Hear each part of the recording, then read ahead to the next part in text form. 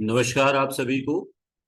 मैं doctor Prashant Trivedi, assistant professor at school of business management, आपका इस ऑनलाइन लर्निंग प्रोग्राम में स्वागत करता हूं। और ये उम्मीद करता हूं कि आने वाले समय में इस ऑनलाइन इंटरेक्शन का आपको बहुत बेनिफिट मिलेगा, और वीडियोस के माध्यम से और जो दूसरे ऑनलाइन रिसोर्सेस हैं उनके माध्यम से ये कोर्स आप तक लाया गया है। इस कोर्स को आपने चुना है तो इसका मतलब आप अपनी पढ़ाई के प्रति काफी सीरियस होंगे। और इसी आशा के साथ हम लोग भी इस जर्नी की शुरुआत करेंगे कि आप ना सिर्फ इन वीडियोस को देखेंगे, अपितु साथ में उसके नोट्स भी बनाते चलेंगे। और स्टैंडर्ड टेक्स्ट अर्थात जो किताबें हैं, जो बुक्स अवेलेबल हैं, स्टैंडर्ड बुक्स, रेफरेंस बुक्स, उनको भी आप जरूर रेफर करें। कहीं पर पे भी अगर कोई आपको शंका है, कोई क्वेरी है, तो आपको हम लोगों की कांटेक्ट इन्फॉर्मेशन मिल जाएगी। आप हमें ईमेल लिख के उस शंका का समाधान कर सकते हैं। सिंस आपने इस ऑनलाइन प्रोग्राम को चुना है, जो कि छत्रपति शाहू जी महाराज यूनिवर्सिटी कानपुर के द्वारा संचालित है, और इसी का एक बहुत ही पुराना और बहुत ही मजबूत स्तंभ है स्कूल ऑफ बिजनेस मैनेजमेंट, जिसे पहले आईबीएम के नाम से भी जाना जाता था। और इसके एलुमनाइज चारों तरफ विश्व विश्व में फैले हुए हैं। आप ये समझ लीजिए कि कई सारी बड़ी कंपनियों इसमें कार्यरत हैं, किसी का खुद का अपना बिजनेस है। और एक बहुत उन्नत और बहुत ही प्रगतिशील कोर्स के तौर पे स्कूल ऑफ बिजनेस मैनेजमेंट के द्वारा संचालित कई सारे जो प्रोग्राम्स हैं वो सक्सेसफुली रन किए जा चुके हैं। और इसी कड़ी में ये एक ऑनलाइन प्रोग्राम है जिसमें आप सब लोगों ने एनरोल किया है, और आई होप कि आप इससे बहुत बेनिफिट उठाएं। चलिए शुरू करते हैं। जब भी हम लोग कुछ भी पढ़ते हैं तो हमारे दिमाग में एक प्रश्न आता है कि भाई, आखिर हम क्यों पढ़ें? आखिर इस सब्जेक्ट का महत्व क्या है? मैनेजीरियल इकोनॉमिक्स है, कहीं कहीं पे इसको बिजनेस इकोनॉमिक्स भी कहा जाता है। तो मैनेजीरियल इकोनॉमिक्स को आपको पढ़ाया जाएगा, और थोड़ा सा अंतर ये होगा, अंतर किन से, अंतर उनसे जो लोग इकोनॉमिक्स को एज ए सब्जेक्ट अपने बीए या एमए या और जो डिसिप्लिन में पढ़ाया जाता है वहां पे पढ़ेंगे। उसमें से बस एक अंतर ये होगा, वो अंतर होगा पर्सपेक्टिव का, आपके दृष्टिकोण का। देखिए, एक जो बच्चा बीबीए कर रहा है, एमबीए कर रहा है, या बिजनेस एडमिनिस्ट्रेशन की कोई डिग्री लेने जा रहा है, उसका उद्देश्य ये होना चाहिए कि वो यहाँ जो कुछ भी पढ़े, जो कुछ भी सीखे, उसका इस्तेमाल वो मैनेजरियल डिसीजन मेकिंग में या बिजनेस रिलेटेड जो एस्पेक्ट्स हैं वहां पे उसका इस्तेमाल किस प्रकार से वो कर सकता है, इस पे बेस्ड जो है सारे सब्जेक्ट्स आपको पढ़ने चाहिए उस नजरिए से। तो यहाँ पे भी हम लोगों का फोकस जो होगा वो उसकी कंटेम्प्रेरी जो एप्लीकेशंस हैं उन पे ज्यादा रहेगा। उसको कैसे इस्तेमाल करना है, कैसे निर्णय लेने में उसका प्रयोग करना है, कहाँ पे वो काम आता है, उस पे ज्यादा हमारा फोकस रहने वाला है। चलिए फिर शुरू करते हैं। मैनेजरियल इकोनॉमिक्स मैं आपको पढ़ाने वाला हूँ, और पहले इसकी डेफिनेशन वगैरह समझते हैं क्या है। तो मैनेजरियल इकोनॉमिक्स आखिर है क्या? Managerial economics is a branch of economics that applies economic principles and methodologies to analyze business decision making and solving managerial problems. It provides a framework for understanding that how firms allocate resources, make production and pricing decisions, and optimize their performance in various market environments. Managerial economics वो branch है economics की, वो शाखा है economics की, जो economic principles को, यानी इकोनॉमिक्स से रिलेटेड जो सिद्धांत हैं, जो मेथोडोलॉजीज हैं, उनका प्रयोग करता है। किस लिए? एनालाइज करने के लिए, बिजनेस से रिलेटेड जो डिसीजन मेकिंग है उसको, और कोई अगर मैनेजरियल प्रॉब्लम आ रही है तो उसको। साथ के साथ ये एक फ्रेमवर्क, ब्लूप्रिंट प्रोवाइड करता है, जिससे हमें ये पता चलता है कि फर्म में किसी बिजनेस में हम अपने जो रिसोर्सेज हैं, जो कि कई बार सीमित होते हैं, लिमिटेड होते हैं, स्कार्स होते हैं, उनकी हमेशा कमी रहती है, उन रिसोर्सेज को कैसे इस्तेमाल करें प्रोडक्शन करने में, और किस प्रकार से प्राइसिंग डिसीजंस ले, जिससे कि हमारी जो परफॉर्मेंस है अलग अलग मार्केटिंग एनवायरनमेंट में, अलग अलग सिनेरियो में, वो ऑप्टिमाइज हो जाए, ऑप्टिमम परफॉर्मेंस हो। ऑप्टिमम का क्या तात्पर्य है? ऑप्टिमम का मतलब होता है कि जो कुछ भी हम बेस्ट कर सकते हैं अपनी सीमाओं के अंदर रहते हुए, ये मैक्सिमम नहीं है, ये मिनिमम नहीं है, ये ऑप्टिमम है। ऑप्टिमम मतलब जो बेस्ट अचीव किया जा सकता है, इससे बेस्ट आउटपुट मिले, लेकिन हमारी सीमाओं का उल्लंघन भी ना हो। तो ऑप्टिमम परफॉर्मेंस जो है हमें अलग अलग स्थितियों में निकालने के काम आती है मैनेजरियल या बिजनेस इकोनॉमिक्स। चलिए, अब इसका नेचर ऑफ मैनेजरियल इकोनॉमिक्स। तो पहले डेफिनेशंस देख लें। Managerial economics is the application of economic theory, concepts and methodologies to analyze business problems and facilitate decision making within firms. It integrates economic theory with managerial practices to provide insight into how firms maximize profits, minimize cost, and optimize resource allocation in pursuit of organizational objectives. तो managerial economics जो है वो economic theory और concepts और methodology का application है, किसमें? Business problems को एनालाइज करने में और डिसीजन मेकिंग को फैसिलिटेट करने में किसी भी फर्म में। साथ के साथ ये इकोनॉमिक थ्योरीज को मैनेजरियल प्रैक्टिसेस से जोड़ता है और ये इंसाइट देता है कि किस प्रकार से जो फर्म है वो अपने प्रॉफिट को मैक्सिमाइज कर सकती है, अपनी कॉस्ट को मिनिमाइज कर सकते हैं और रिसोर्सेज के एलोकेशन को ऑप्टिमाइज कर सकते हैं, जिससे कि उनके ऑर्गेनाइजेशनल ऑब्जेक्टिव्स की पूर्ति हो सके। अच्छा, मैनेजरियल इकोनॉमिक्स जो है ये इंटरडिसिप्लिनरी नेचर की होती है। इंटरडिसिप्लिनरी मतलब इसने अलग अलग जो सब्जेक्ट्स हैं उनसे बहुत कुछ एडॉप्ट करा हुआ है। मैनेजरियल इकोनॉमिक्स में कई सारे प्रिंसिपल्स जो हैं वो इकोनॉमिक्स से तो है ही हैं, मैथमेटिक्स से भी बहुत सी चीज़ें हैं, स्टैटिस्टिक्स से बहुत सारी चीज़ें हैं, और कई सारे ऐसे जो है बिजनेस इश्यूज हैं जहाँ पे डिसीजन मेकिंग में आपको बहुत सारे इन्फ्रेंसेस चाहिए होते हैं, तो अलग अलग आगा आपको। तो थ्योरी भी और इम्पेरिकल भी, दोनों मेथड से आपको ये हेल्प कर देती है, जिससे जो भी कॉम्पिटिटिव मार्केट स्ट्रक्चर में चैलेंजेस आ रहे हैं उनको आप केटर कर पाए। जैसे मान लीजिए आगे जाके डिमांड एनालिसिस आप पढ़ेंगे, डिमांड एनालिसिस में डिमांड फंक्शन आएगा, मैथमेटिकल टर्म। डिमांड इलास्टिसिटी है, वो भी मैथमेटिकल है। बहुत ग्राफिकल रिप्रेजेंटेशंस आएंगे। तो इस तरीके से आप देखेंगे कि ये इंटरडिसिप्लिनरी नेचर है, यहाँ मैथ्स भी है थोड़ा बहुत, तो मतलब आर्ट से भी जुड़ा हुआ है, स्टैटिस्टिक्स से भी जुड़ा हुआ है, मैथमेटिकली भी है। दोनों का कॉम्बिनेशन है, क्वालिटेटिव और क्वांटिटेटिव दोनों चीजों का यहाँ पे समन्वय आपको नजर आएगा। It combines theoretical insights with empirical analysis and addresses practical challenges faced by firms in competitive markets। देखो मार्केट कैसा है, कॉम्पिटेटिव है, उसमें बहुत सारे लोग हैं, अलग अलग लोग हैं, अलग अलग क्रियाकलाप करने में लगे हुए हैं, अलग अलग तरीके के उनके अपने स्ट्रेंथ्स हैं, वीकनेसेस हैं।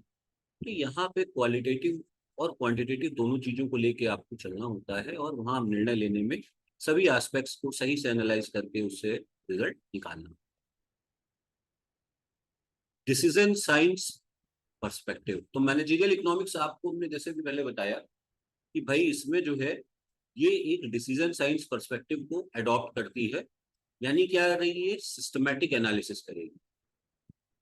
सिस्टमैटिक एनालिसिस किसका करेगी? कई सारे अल्टरनेटिव्स होंगे, ट्रेड ऑफ्स होंगे, आउटकम्स होंगे। अब किसको चुनना चाहिए और क्या निर्णय लिया जाए? बहुत बार आपके पास 2 से 3 ऑप्शंस होंगे कि भाई इतने पैसे हैं, इनको यहाँ लगा देते हैं, 3-4 ऑर्डर हैं, पहले कौन सा बनाया जाए। ये स्थिति है, इसमें 2-3 आउटकम्स हैं, उसमें कौन सा चुना जाए। तो यहाँ पे इकोनॉमिक थ्योरी जो है और जो इसके कॉन्सेप्ट्स हैं वो आपको निर्णय लेने में बहुत मददगार साबित होंगे। आप सिस्टमेटिक एनालिसिस करेंगे, सभी अल्टरनेटिव्स का आप देखेंगे, फायदे नुकसान क्या आउटकम आ रहा है, तब आप सोच समझ के निर्णय लेंगे और रेशनल डिसीजन मेकिंग करेंगे। इसमें आप बहुत सारी चीजें पढ़ने में आपको आएंगी। मार्जिनल एनालिसिस, मार्जिनल एनालिसिस क्या है? जहां पे आप देख रहे हैं कि जैसे जैसे एक यूनिट प्रोडक्शन बढ़ा रहे हैं या एक यूनिट किसी भी चीज का एक यूनिट बढ़ रहा है तो क्या कॉस्ट आ रही है। अगर एक और हम कुछ करते हैं तो उससे रिलेटेड क्या कॉस्ट है, क्या उससे रिलेटेड रेवेन्यू मिल रहा है, तो क्या उससे रिलेटेड यूटिलिटी मिल रही है। तो बस एक और बढ़ा लेते हैं तो क्या होता है, वो मार्जिनल में हम बात करते हैं। अपॉर्चुनिटी कॉस्ट क्या है? अपॉर्चुनिटी कॉस्ट बहुत इंपॉर्टेंट कॉन्सेप्ट है और अपॉर्चुनिटी कॉस्ट हम लोग आगे भी जानेंगे, लेकिन अभी मैं आपको बता देता हूँ कि अपॉर्चुनिटी कॉस्ट का मतलब होता है कॉस्ट ऑफ लॉस्ट अपॉर्चुनिटी। भाई आपके पास तीन चार, मान लीजिए निर्णय लेने के लिए तीन चार विकल्प, अब आप कोई एक विकल्प चुनेंगे तो दूसरे विकल्प को नहीं चुनेंगे। मान लीजिए आप अभी जॉब कर रहे हैं, आप जॉब में सोचा कि चलो भाई बीबीए कर लेते हैं, एमबीए कर लेते हैं, कोई कोर्स कर लेते हैं, तो ये आप करेंगे तो हो सकता है आप साथ में जो आपका समय है या जो आपका फोकस है वो जो जॉब में दे रहे थे वो अब उतना नहीं दे पा रहे हैं। या मान लीजिए आप पास आउट करके आप निकल करके किसी कोर्स से आए, अब आपके पास ऑप्शन है कि भाई हम हायर स्टडीज के लिए चले जाएं या हम जॉब करने लगे। जॉब में आपको एक पर्टिकुलर सैलरी मिल रही, तो आपने सैलरी नहीं, आपने कहा हम जॉब बाद में करेंगे, हम पहले पढ़ाई पूरी कर लेते। तो आप पढ़ाई पूरी करने लगे, जॉब नहीं किया, तो जॉब से जो कुछ भी आपको अर्निंग होती उसको आपने लॉस्ट कर दिया, वो चीज आपने खो दी। यही जो कॉस्ट ऑफ लॉस्ट अपॉर्चुनिटी है वो है अपॉर्चुनिटी कॉस्ट। तो सेकंड बेस्ट ऑल्टरनेटिव जो था, जो आपने नहीं लिया है, उसके कारण जो कॉस्ट आपने पे करी है या जो आपको नहीं बेनिफिट मिला है वो है अपॉर्चुनिटी कॉस्ट। और ये अकाउंटिंग में नहीं पढ़ाई जाती, अकाउंटिंग में इसका प्रयोग नहीं होता, रिकॉर्डिंग नहीं होती, लेकिन इकोनॉमिक्स में ये बहुत इंपॉर्टेंट है। एंड साथ के साथ में ऑप्टिमाइजेशन प्रिंसिपल्स पढ़ेंगे आप, जो कि मैनेजरियल डिसीजन मेकिंग में अलग अलग फंक्शंस में बिजनेस के काम आएंगे। स्कोप, मैनेजरियल इकोनॉमिक्स का स्कोप क्या है, यानी कहाँ कहाँ इस्तेमाल होगी। तो सबसे पहले तो जो सबसे कॉमन या क्रूशियल, वाइटल, पॉपुलर जो एनालिसिस है वो है डिमांड एनालिसिस और फोरकास्टिंग की। हम लोग भी बहुत इसमें समय इन्वेस्ट करने वाले हैं आगे, तो बहुत अच्छे से समझने वाले हैं। तो managerial economics analyses consumer behaviour, market demand and forecasting techniques to help firms understand customer preferences, anticipate market trends, and plan production and marketing strategies। अर्थात डिमांड एनालिसिस और फोरकास्टिंग से एक कॉन्सेप्ट है जिससे हम मैनेजरियल इकोनॉमिक्स में consumer behaviour को analyse करते हैं, मार्केट की डिमांड को समझते हैं, अलग अलग फोरकास्टिंग टेक्निक से लोगों के, कस्टमर के प्रेफरेंसेस को, उनकी पसंद नापसंद को समझते हैं, मार्केट के ट्रेंड को एंटिसिपेट करते हैं, उसका अंदाजा लगाते हैं और उसके अकॉर्डिंग अपने प्रोडक्शन को प्लान करते हैं और अपनी मार्केटिंग स्ट्रेटेजीज को फॉर्म करते हैं। It provides insight into price elasticity, demand determinants and market segmentation to optimise pricing and product positioning decisions. देखिए ऐसा है कि जो मार्केटिंग होती है, मार्केटिंग जो है वो इकोनॉमिक्स से ही नहीं, economics is mother of marketing. तो यहाँ पे क्या है, प्राइस इलास्टिसिटी, डिमांड के जो भी डिटर्मिनेंट्स हैं वो, मार्केट सेगमेंटेशन, ये सारी जानकारियां जब हमें हो जाती हैं तो हम उससे क्या कर सकते हैं, अपनी प्राइसिंग को ऑप्टिमाइज कर पाते हैं और प्रोडक्ट की पोजीशनिंग का डिसीजन भी अच्छे से ले पाते हैं। पोजीशनिंग का मतलब क्या है? पोजीशनिंग का मतलब है अपने प्रोडक्ट की छवि कस्टमर के दिमाग में बनाना। जैसे किसी प्रोडक्ट का नाम लिया जाता है तो तुरंत हमारे दिमाग में उससे रिलेटेड एक छवि बन के आ जाती है। मान लीजिए मैं आपसे बोलूँ डेटॉल तो आप तुरंत, आपके मन में आएगा हाइजीन। मैं आपसे बोलूँ मैगी तो तुरंत आपके दिमाग में आएगा 2 मिनट नूडल्स। तो ये क्या है, इस प्रोडक्ट की पोजीशनिंग आपके मन में कर दी गई है, आपके जहन में, दिमाग में बैठाल दिया गया है। तो जब कभी भी आप सुनते हैं उसके विषय में तो आपके दिमाग में तुरंत आता है कि भाई ये जो है इस प्रकार का प्रोडक्ट हो, वो पोजिशनिंग। तो यहाँ पे भी हमें प्राइसिंग, पोजिशनिंग वगैरह स्ट्रैटेजीज बनाने में ये हेल्प करती है। प्रोडक्शन एंड कॉस्ट एनालिसिस, ये प्रोडक्शन एक बड़ा इंपॉर्टेंट एस्पेक्ट है बिजनेस का। प्रोड्यूस नहीं करेंगे तो बेचेंगे क्या? तो मैनेजरियल इकोनॉमिक्स जो है ये प्रोडक्शन प्रोसेस को एग्जामिन करती है, कॉस्ट के स्ट्रक्चर को एग्जामिन करती है, इकोनॉमीज ऑफ स्केल के बारे में बात करती है, जिससे कि फर्म जो है, बिजनेस जो है, बिजनेसेस हैं, फर्म का मतलब कंपनीज, प्रोड्यूसर, प्रोडक्शन करने वाले, आप मान लीजिए, वो लोग अपनी एफिशिएंसी को, अपनी कार्य दक्षता को, अपनी कार्य क्षमता को मैक्सिमाइज करें, मतलब वो अपना बेस्ट दे पाए, अपनी लागत को यानी कॉस्ट को क्या करें, मिनिमाइज करें, और अपनी प्रोडक्टिविटी को बेहतर बनाए। तो यहाँ इन सब चीजों में मैनेजरियल इकोनॉमिक्स सहायक सिद्ध होती है। ये production function, input output relationship, cost curve, इन सब के माध्यम से प्रोडक्शन प्लानिंग में, कैपेसिटी एक्सपेंशन में और कॉस्ट कंट्रोल में सहायक होती है। Pricing and output decisions. Pricing यानी कि प्राइसिंग देखो बहुत कठिन एक समस्या है, एक बहुत बड़ी चीज है। मान लीजिए आप, सपोज करिए कि आप डॉक्टरी की पढ़ाई करके आए। अब आप डॉक्टरी की पढ़ाई करके आए हैं, आपको अपना क्लिनिक स्टैब्लिश करना है। आपने पढ़ाई करने में एक सर्टेन अमाउंट खर्चा किया, और अब क्लिनिक को स्टैब्लिश करने में आपने जो भी इंफ्रास्ट्रक्चरल उसमें खर्चे किए वो किए, भाई फर्नीचर हो गया, ऑफिस हो गया, वगैरह वगैरह, सारा सेटअप हो गया। अब आप ये बताइए कि आप कितने रुपए फीस चार्ज करेंगे? ऐसी कौन सी चीजें होंगी जो ये निर्णय लेने में सहायक होंगी कि आप क्या प्राइस रखें अपने प्रोडक्ट, यानी अपनी सर्विसेज के लिए क्या चार्ज करें? सही सोच रहे हैं आप। लोकेशन इंपॉर्टेंट है। आसपास में आप जैसे जो लोग और डॉक्टर्स हैं वो क्या चार्ज कर रहे हैं, वो इम्पोर्टेंट है। जो आपकी टारगेट मार्केट है, यानी जिनको आपके जो पेशेंट आने वाले हैं, जिनको आप सर्व करने वाले हैं, उनकी पेइंग कैपेसिटी क्या है, वो इम्पोर्टेंट है। तो आप एक दिन में अपना पूरी कॉस्ट रिकवर नहीं करना चाहेंगे, नहीं कर पाएंगे, आपको वक्त लगेगा। आपको स्ट्रैटेजी बनानी पड़ेगी कि समय के साथ साथ किस तरीके से हमें अपने खर्चे को कवर करना है जो हमने पहले एक्सपेंसेस किए हैं, और किस प्रकार से आगे फ्यूचर जो स्ट्रीम ऑफ अर्निंग है वो स्टैब्लिश करनी है, बनानी। तो इकोनॉमिक्स से क्या होगा, आप सही आउटपुट डिसाइड कर पाएंगे, सही स्ट्रैटेजी बना पाएंगे, और अपने रेवेन्यू को मैक्सिमाइज करेंगे, प्रॉफिट मार्जिन को भी देखेंगे कंट्रोल तरीके से।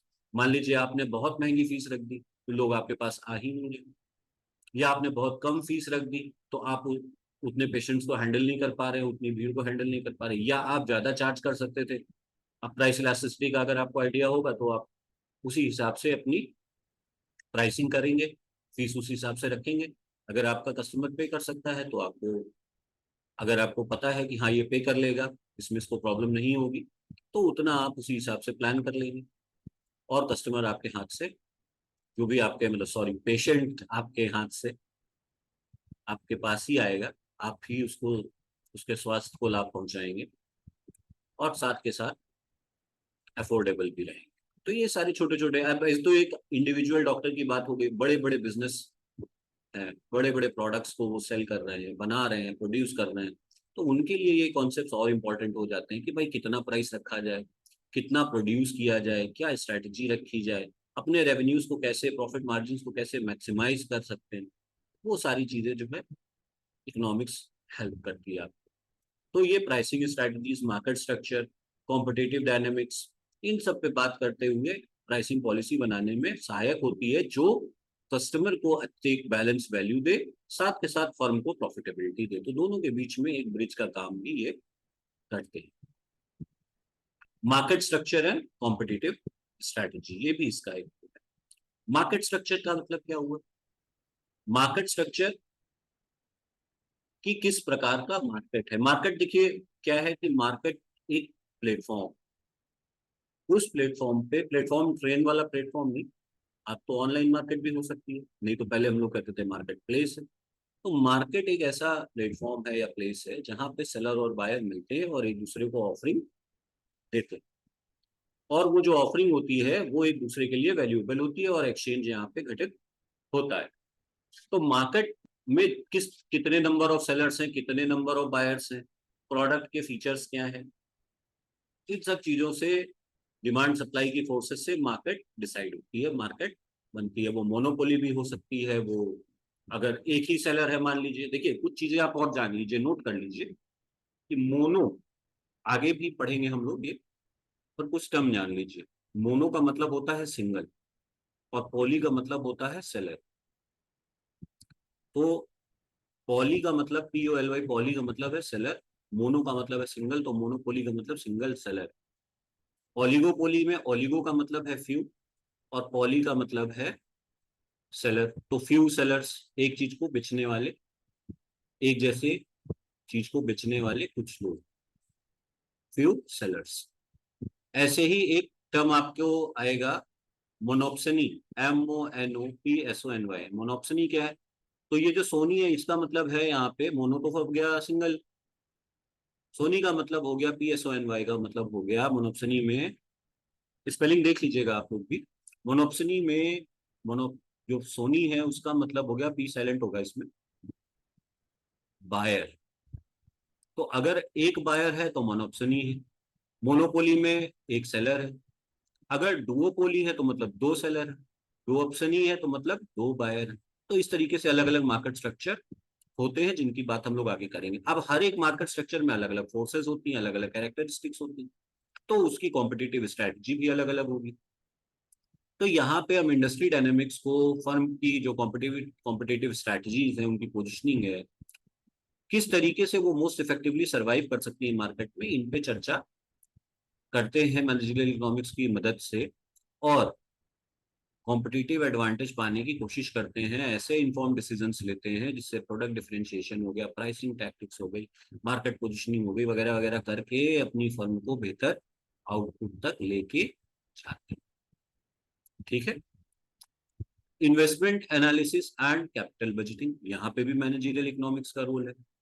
क्यों है? Because it evaluates investment opportunities, capital allocation decisions and project feasibility to optimize resource allocation and maximize long term returns। मतलब कहने का क्या है कि जो मैनेजरियल इकोनॉमिक्स है ये अलग अलग इन्वेस्टमेंट अपॉर्चुनिटीज को कंपेयर करती है, कैपिटल एलोकेशन में मदद करती है, प्रोजेक्ट की फिजिबिलिटी पे बात करती है, जिससे आप ऑप्टिमम रिसोर्स एलोकेशन कर पाए और अपने लॉन्ग टर्म रिटर्न्स को मैक्सिमाइज कर। ये डिस्काउंटेड कैश फ्लो टेक्निक्स की भी बात करती है, रिस्क एनालिसिस की, सेंसिटिविटी एनालिसिस की, जिससे प्रॉफिटेबिलिटी है, रिस्क है, इन्वेस्टमेंट की, प्रोजेक्ट की टाइमिंग है, इन सब चीजों पे भी बात करती है। यानी कि आप सही जगह पे इन्वेस्ट करें और अपने जो रिसोर्सेस है उनका सही यूटिलाइजेशन कर पाए, ऑप्टिमम यूटिलाइजेशन कर। अब application of managerial economics. Application मतलब क्या ये कोई एप्लीकेशन देगी जाके कहीं पे लगाएगी? नहीं, एप्लीकेशन मतलब इसका इस्तेमाल, प्रयोग। इसका प्रयोग कहाँ कहाँ हो रहा है? सबसे पहले बिजनेस स्ट्रेटजी और प्लानिंग। मैनेजरियल इकोनॉमिक्स जो है ये एक स्ट्रेटेजिक फ्रेमवर्क दे रहा है फर्म को to analyse market opportunities. Market में जो अपॉर्चुनिटीज उपलब्ध हैं उनको ये एनालाइज करने में हेल्प करता है। कॉम्पिटिटिव थ्रेट्स, हमारे कॉम्पिटिटर्स हैं वो हमारे लिए खतरा बन सकते हैं, उसको एनालाइज करने में मदद करता है। इंडस्ट्री ट्रेंड्स के बारे में बात करता है कि हमारी इंडस्ट्री में क्या चल, अच्छा इंडस्ट्री और कंपनी या इंडस्ट्री और फर्म अलग अलग चीज। इंडस्ट्री क्या है कि कोई एक जैसे प्रोडक्ट को बनाने वाली सभी कंपनियों को ले लिया जाए तो इंडस्ट्री। जैसे टी इंडस्ट्री हमारी, तो चाय बनाने वाले जितने भी प्लेयर हुए, टाटा हो गया आपका, और जो दूसरे ब्रांड्स हो गए, सारे चाय बनाने वाले जो चाय प्रिपेयर करते हैं, चाय की पत्ती जो बेचते हैं, वो बेचने वाले सारे जो सेलर्स हैं, चाहे वो छोटा एक खुली चाय बेचने वाला बंदा हो या जो सारी फर्म्स जो चाय बेचने में डील कर रही हैं, चाय की पत्ती बना के बेच रही हैं, वो चाय की इंडस्ट्री कही जाए, सब कलेक्टिवली इंडस्ट्री। जैसे कार्स, जितने भी कार बनाने वाली कंपनियां हैं वो एक साथ ले ली जाए तो कार की इंडस्ट्री, उनको कहा जाएगा कि ये भाई कार इंडस्ट्री।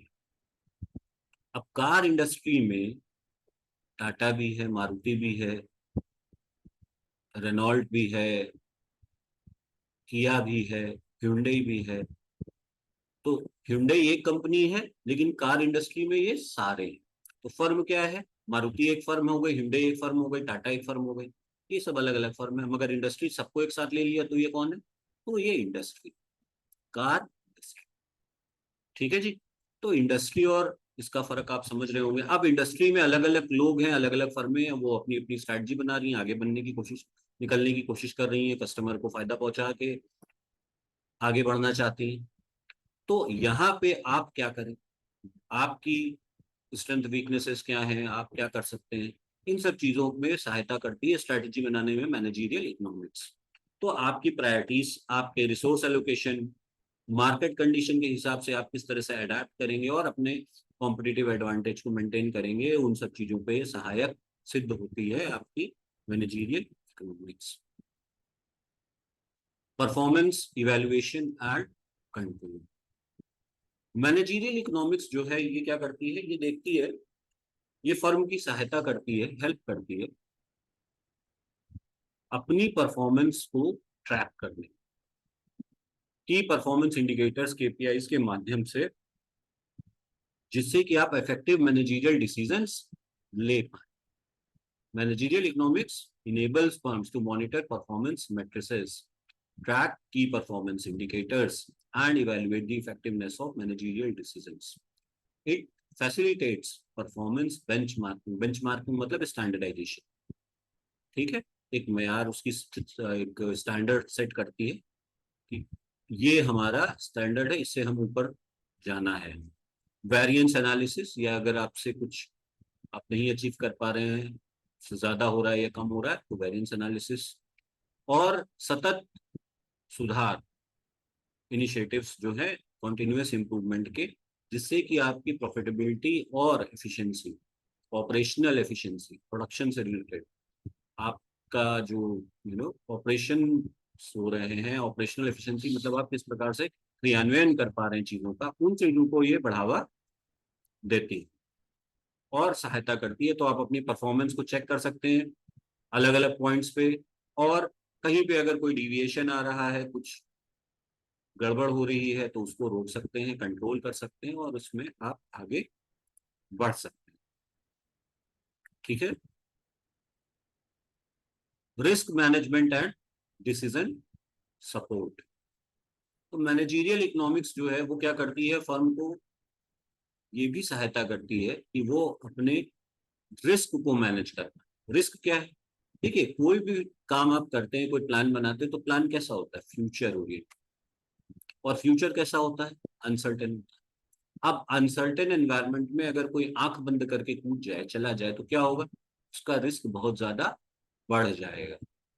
और अगर कोई व्यक्ति कैलकुलेटेड रिस्क ले, उसको पूरा अंदाजा है कंडीशंस का, फिर वो कोई स्टेप लेगा, तो क्या होगा? उसका रिस्क कंट्रोल्ड रिस्क होगा, वो कैलकुलेटेड रिस्क ले रहा होगा, और उसमें अनसर्टेनिटी की मात्रा कम होगी। अब देखिए मार्केट कैसा है, पल पल बदलता हुआ मार्केट है, इसमें कुछ भी हो सकता है, एक्सटर्नल शॉक्स कभी भी आ सकते हैं। तो क्या है, जो भी फर्म ऑपरेट कर रही है, वो हमेशा किसी न किसी रिस्क से जूझ रही होती है।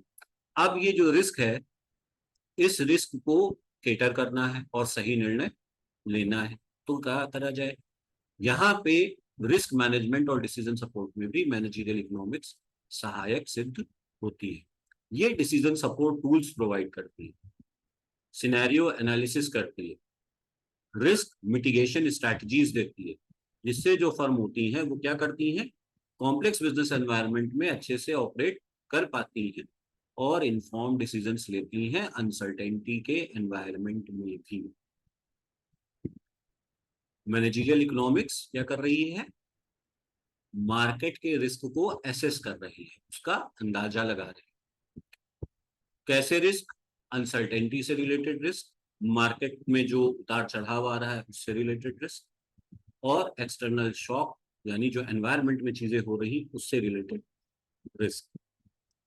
और फिर क्या करके डिसीजन सपोर्ट टूल्स प्रोवाइड कर रही है, सिनेरियो एनवायरमेंटल एनालिसिस कर रही है, सारे सिनेरियोज को क्लियर करके बता रही है, और रिस्क को कैसे बचाया बचाया जा सकता है, कम किया जा सकता है, उसकी स्ट्रैटेजीज बना रही है। इस प्रकार से ये फर्म को इस कॉम्प्लेक्स बिजनेस एनवायरनमेंट में ऑपरेट करने में सहायता दे रही है और इन्फॉर्म डिसीजन अनसर्टेनिटी के एनवायरनमेंट में लेने के लिए सक्षम बना रही है।